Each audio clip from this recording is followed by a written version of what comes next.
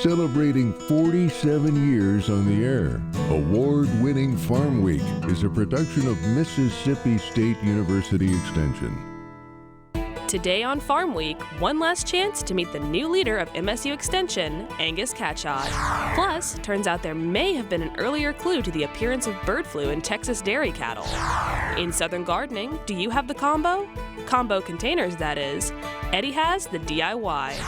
And in our encore feature, Grace McGrew, what's she been up to all these years? Farm Week starts right now.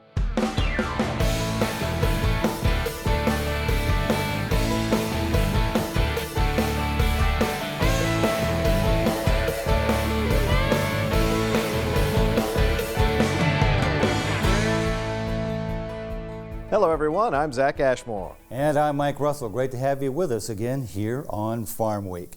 We have spent the last 2 weeks introducing you to the new director of MSU Extension, Dr. Angus CATCHOT. For 18 years, he worked as an extension entomologist and brings a different kind of energy to his new position at the helm of Extension. He says relationship building was at the core of his previous success. And this week, in our final installment, he explains how that skill will influence his new job as director. And my whole job was really building relationships with the clientele, whether that be individual farmers, whether it be some of our bigger commodity groups or some of our support organizations such as Farm Bureau or Delta Council or anybody. And this business is based on relationships. We're there for people. We're a people organization, and one of the things that we do is we deliver information. And it's really hard to do that without relationships. So that's one of the things I'm very high on promoting relationships, and I think we got the right people in place to do that. Well, I've been told before that I can motivate people, and I don't necessarily disagree with that, but motivation comes in a bunch of different ways. I tend to believe you do it with a carrot, and you do it with leading by example, and I try to do that every opportunity that I get, and every opportunity I get I speak for Extension, and I speak for the benefits of Extension, and I try to stay true to the land grant mission, and you know, every opportunity I get I sell that message. We're a hospitality state. We love to get around and we love to eat. We love to bring people together. Anybody that comes from Mississippi that I've met over the years, whether it be a faculty member that maybe came from another state that was offered a job at Mississippi and they moved here, I think most people do not realize just how hospitable our people in the state of Mississippi are. We're an extremely welcoming bunch. Whether you're inside, outside, it doesn't matter. We welcome everybody to this state, and I think we've made great strides in the relationships that we've created, the welcoming nature of this state, and I'll be honest, I can't think of a better place to live than the state of Mississippi. You know, judging by the energetic way that he has traveled the state since he took over Extension, and by the way that he is so authentic both in groups and one-on-one, I think his relationship building skills are really going to come in handy. I agree, and I've seen those skills firsthand briefly when I worked with the field of him when he was still an entomologist, and I'm looking forward to seeing what he can do with that. Bird flu is still on everyone's radar, and CNN is reporting that wastewater monitoring in Texas may have picked up an early signal of the H5N1 outbreak. Scientists first noticed the signal in early March. That's about 3 weeks before the U.S. Department of Agriculture announced H5N1 has infected dairy cattle in Texas for the first time. Since first detecting the virus in Texas wastewater, researchers have found it all over the state. It was in the wastewater of 9 cities and in 19 of the 23 sites they monitor. The source of the signal is still a mystery. The Texas Epidemic Public Health Institute is using advanced techniques and computers to help sift through the vast soup of genetic material in their wastewater samples. With this approach, they're able to find viruses they expect to see as well as ones they don't know to look for. Bird flu has killed millions of animals and about half the nearly 900 people it has infected worldwide over the past 2 decades. Only one person, a farm worker, has tested positive for H5N1 in connection with the cattle outbreak. The CDC says the current risk to public health is low, but it's keeping a close eye on the situation. Last week, we told you about MSU Extension's first ever beef cattle calving school, hosted by a couple of enterprising instructors from MSU's Department of Animal and Dairy Sciences. This week, we follow up with both instructors who tell us that these days, in a post-COVID era with the supply chain disruptions, many more people are interested in local sources of food and considering stepping up to the challenge of raising their own. More people are interested now than ever before. We had a sense of being disconnected from where our food came from because we're generations off the farm. But now I think that's taken a turn. I think more people are having this interest, they're wanting to be involved, and as that's happening, we've been here doing the research. It's been going on, but now we have people asking even more questions and engaging, and we're ready for the call. We're ready to be here and answer the questions that they have. And so I think one is kind of growing on each other, and it's just kind of feeding itself as a system. It just keeps getting bigger. We've got a variety of producers, and I'm starting to see more and more producers that are, maybe retiring from another job and choosing to come back to the farm. So we really want to make sure we're helping all facets of beef producers in Mississippi, getting them the knowledge they need if they've been raising cattle for 30, 40, 50 years and want to kind of see some new ideas, some new techniques, to those producers that are just getting started in the cattle business. And they're kind of starting from ground zero. I just bought some bred heifers and I'm fixing to have some baby calves. Oh my God, I'm in over my head. What can I do? So that was kind of the idea of kind of fitting all those things into it and providing kind of those little nuggets that every time I talk to a group of producers, my goal, I tell them, is always find one thing, find one little piece of information that they can take back to their farm and kind of build on and improve upon.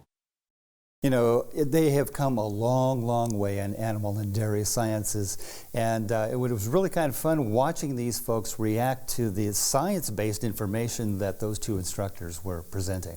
I bet with all the new technology, things have really changed a lot in the past few years. Yeah. And it's really neat to see them having these kind of schools for people. Yeah, absolutely. A California company is brewing up business and helping female-led farms.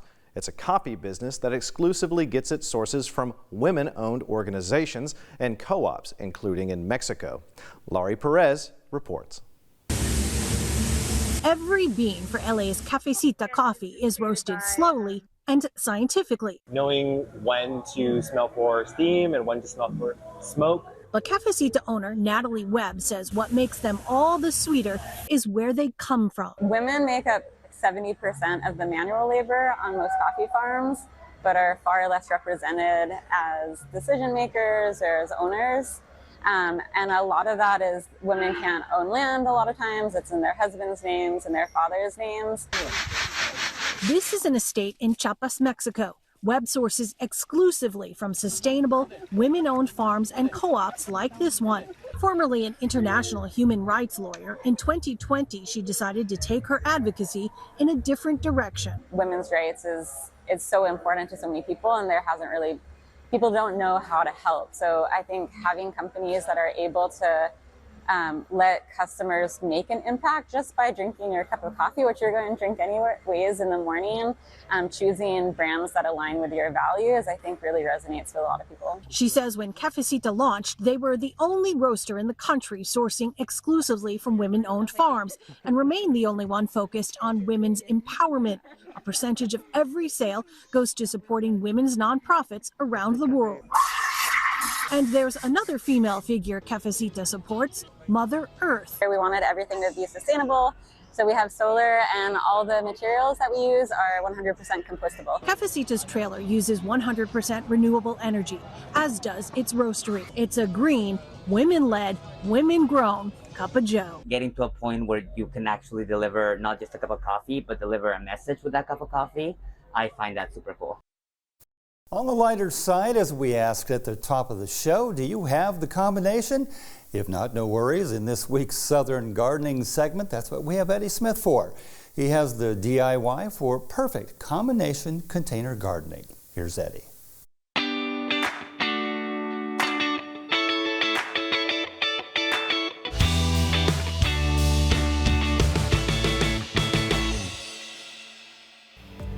I don't think there's anything more inviting or beautiful than a colorful combination container prominently displayed on the patio.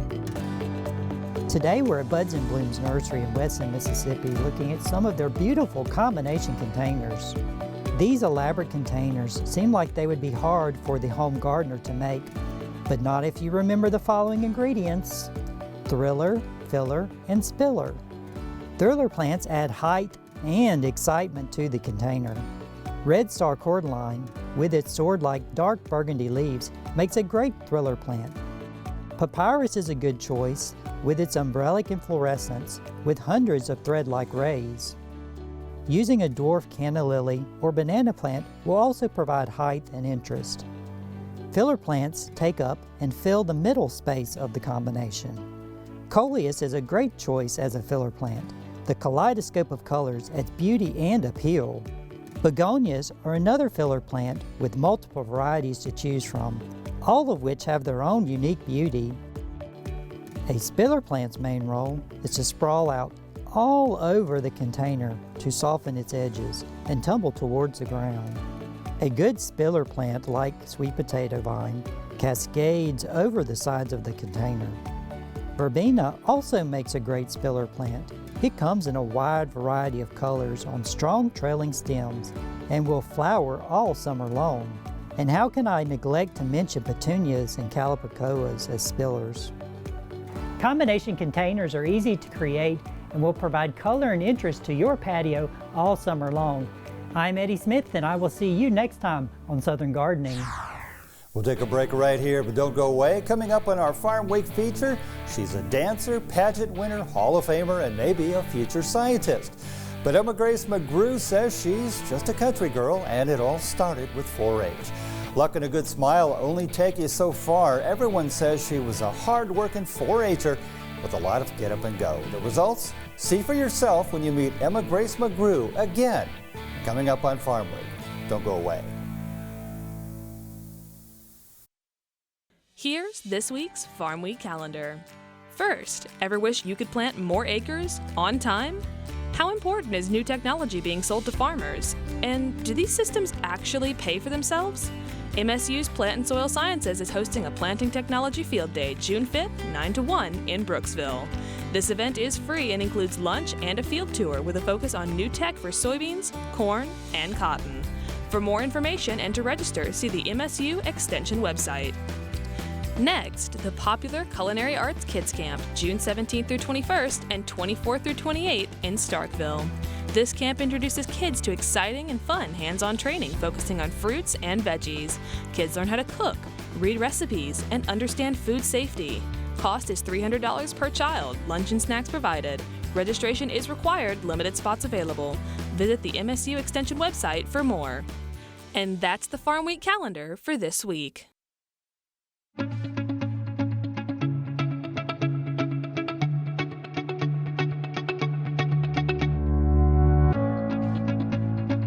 I believe in people and their hopes, their aspirations and their faith. I believe in my own work and in the opportunity I have to make my life useful to humanity.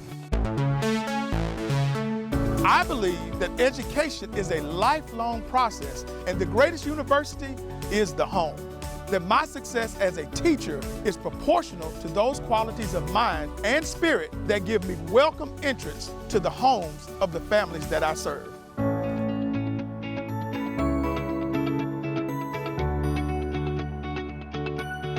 Because I believe these things, I am an extension professional.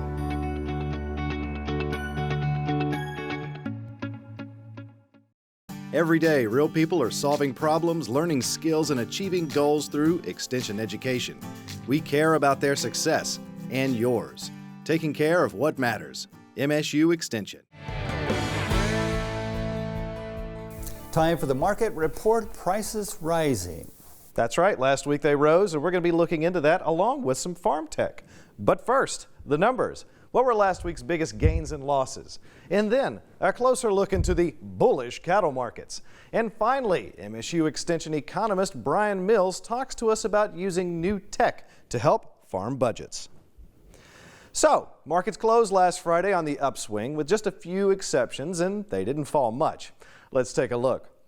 Last week's biggest gain, wheat, up 46 cents. That's an over 7% increase from the previous week. Last week's biggest loss, however, soybean oil, down over 1/4 cent, a 3/4% decrease from the previous week. So, live cattle prices the highest since March this year. Lower herd a big reason, as we've talked about, and several recent USDA reports give more context, starting with this month's cattle on feed. At the beginning of the month, cattle and calves on feed total about 11.5 million head, 1% down from last year. Placements in feedlots totaled 1.66 million head, down 6%. Marketings totaled over 1.75 million head, 10% up from last year. In the livestock slaughter report, beef production 11% up from last year, slaughter up 7%, and live weight up 41 pounds. With that context, what can we expect with cattle prices this year? MSU Extension livestock economist Josh Maple says, looks like bullish prices in the future. You know, we've started out this year at price levels we haven't seen in a decade. You know, a lot of that run up happened at the end of 2023 and continued in the first couple of months of 2024, which were those pricing opportunities that producers took advantage of. We've leveled off a little bit the last month or a couple of weeks or so, depending on how you look at it. You know, one thing to keep an eye on, beef packer margins are pretty tight and even negative in a lot of cases. So that is putting a little bit of pressure on where fed cattle prices can go. The box beef cutout it's at high levels, but it's probably not as high as a lot of people expected it to be. And so that's putting some strain on that particular sector and putting a bit of a lid on where fed cattle prices can go. And of course that filters back down into feeder cattle prices as well. So we've seen things level off a little bit, but overall still extremely optimistic on cattle prices. We haven't yet fully began expanding the cow herd yet. And until we do that, we're going to continue to talk about tighter and tighter supplies. And that's the boat that we're still in. So tighter supplies are leading to a lot of optimism in cattle market prices, expectations, and that's exactly where we are in 2024. So expecting these strong prices to continue and maybe even get stronger depending on when we do start expanding. You've likely noticed lots of new ag technologies, and they have a name. Precision agriculture. But how do you make use of them? I spoke to MSU Extension economist Brian Mills, who specializes in this field, to help make sense of it and how it can help the producer. So precision agriculture is these different technologies that allow producers to gain more information about what's going on in their farm. So this can be, grid soil sampling, which allows them to do a variable rate application from their fertilizer instead of, say, a uniform rate. So it's collecting more data, more information about their field, about their farm, that allows them to then become more efficient with their input use. So other things, soil moisture sensors, variable rate planning, these kind of things that allow them to gain more information, but then be more efficient in their production. That's really neat and nice to see people incorporating these new technologies. I'm sure they, though, come with challenges. What are those challenges? So kind of the big challenges is that, one, there's a lot of technology in these, so it takes some learning to understand, what is the technology, how do I use it in the best way? And the other part is that they're collecting a large amount of data. So it's understanding, if you do a yield map, there's a lot of data involved in there. And then you have to match that with, say, your soil maps and determine, where things went wrong, how can I improve it? But if you have a large number of fields, there's a lot of data, a lot of things to analyze, and so it can be kind of difficult to figure out, what actually went wrong. And so it's understanding, one, the technology, and then two, figuring out how I can use it in the best way. So how's Extension helping out with this problem? So we have a lot of things that we go around. We teach people about these different technologies, better ways to use them. We do a lot of things with soil moisture sensors, especially over in the Delta region. So teaching producers how best to use these. And then we have production budgets that we put out that kind of collects data that farmers can then use when they gain all this information from these precision ag technologies. They're gaining all this input data, all these cost data, that they can then put it into a budget and then analyze it and figure out, where's my break even? What price should I actually be selling at? Because that's the whole idea of these, is that we collect more information on our cost of production, then we get a better idea of here's my break even, here's where I should be selling, so that you know where you're going to make money and where you're not. And that's it for a deeper look into the markets. We'll continue our discussion of ag tech next week. Mike? Thanks, Zach. You'll love this encore story. We talk a lot about 4-H. For a lot of young people, it's the way they get a leg up on life. That's certainly the case for Grace McGrew of Prentiss County, Mississippi, who jumped into almost everything 4-H had to offer. Another gem from producer Brian Utley. We've run this one more than once, but it's a story that shows just how much 4-H can help someone blossom. Enjoy. Grace McGrew is the type of young lady that you want your daughters to grow up and be like. She's a class act, even at a young age, whatever she set out to do, she worked hard at it. You mix talent and hard work, great things are gonna happen.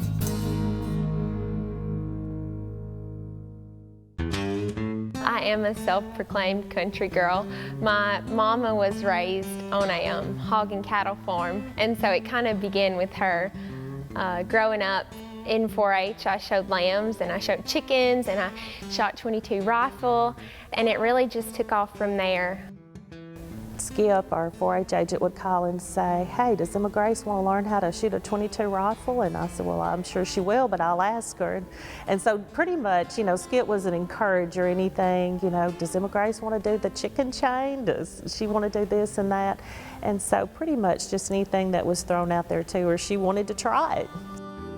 Emma Grace, like I say, she participated in several different project areas. And I remember the first time when she first started showing lambs, she goes to Dixie National and she wins showmanship, first time she's ever participated. She goes, "Oh, look, Miss Skip, I won showmanship." Act like it, and people show their whole career and never win showmanship. And I said, "Emma Grace, it don't happen this way every time."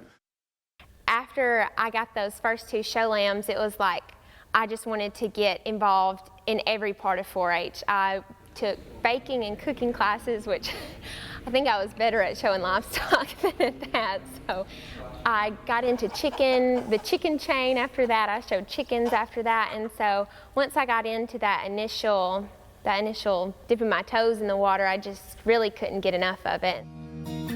The more that you participate, the more that you do in the 4-H program, the more you're going to get out of it. In all the activities that we have to offer, you're just going to be a more well-rounded person. 4-H is so unique from any other youth program in that, well, first of all, you can do anything in 4-H. I was able to learn public speaking, and more importantly, I learned sportsmanship, and I learned how to celebrate other people. There are some days you win first in showmanship, and there are some days that you win this state public speaking competition, and then some days you don't. And 4-H, more so than anything, taught me that that's okay. It's okay to be a winner, and it's great to be a winner, but it's also okay to not be that winner and to be able to celebrate that winner. I mean, they help me so much now as a junior in college. It definitely has helped me through all the highs and lows of my life.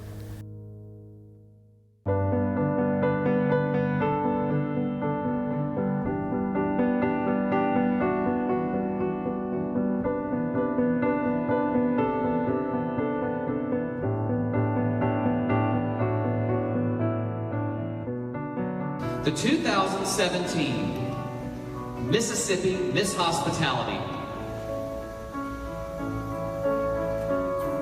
Contestant number 1, Emma Grace McGrew.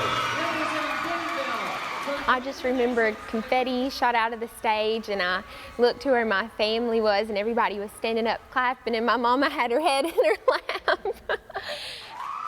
We were so happy and so proud of her, and I just wanted her to have a really good experience. And of course, I wanted her to be able to be her very best self through it and show who she really was. A huge part of the Miss Hospitality competition is public speaking. You give a speech about Mississippi that you write yourself and you memorize, and it's because of that confidence and experience I had from going to Club Congress at 4-H, I was able to win a scholarship through that. There was a scholarship awarded for the best Mississippi speech and the best delivery in that, and I was able to win that, and that's what really led to me winning as Miss Hospitality. You'll find your place through 4-H. The friends that you get from 4-H really, I mean, it makes it all worth your while. Looking back, 4-H helped me to discover who I am, and it helped me to discover who I want to be. It has been a tremendous impact on my life. She is one talented Mississippian with a great personality. She certainly is talented. Now, we run that story before, as you know, the first time around Christmas of 2018. Since then, some new things have happened in Emma Grace's life. They sure have. She graduated with two degrees in speech pathology, a bachelor's and a master's from MUW, Mississippi University for Women in Columbus. And she's now working as a speech pathologist at the University of Mississippi Medical Center in Jackson, helping special needs kids. Emma Grace McGrew is now Emma Grace Olson. She's married and lives in Flowood, just north of Jackson. She has nephews in 4-H, and as you can imagine, she's very supportive of them. And finally, she speaks to high school kids from time to time. She has a lot going on and a very bright future. Congratulations to Emma Grace Olson and to all of her mentors in 4-H. Great job. Well, next week, as we prepare for our Tree Farmer of the Year story later in the year, one of my favorite encores, Tree Farm Economics. We head to the peaceful town of Aberdeen, Mississippi. There we meet Bobby Watkins, whose tall pines planted more than 30 years ago are both his retirement income and his legacy. Mr. Watkins was born to be a tree farmer, and his love of the land sustains the here and now and will cradle generations to come. That's next time on Farm Week. Remember, if you missed a story, look for past episodes of Farm Week on our website at farmweek.tv. And don't forget to follow us on Facebook and YouTube. We'll see you next week. Thanks for watching.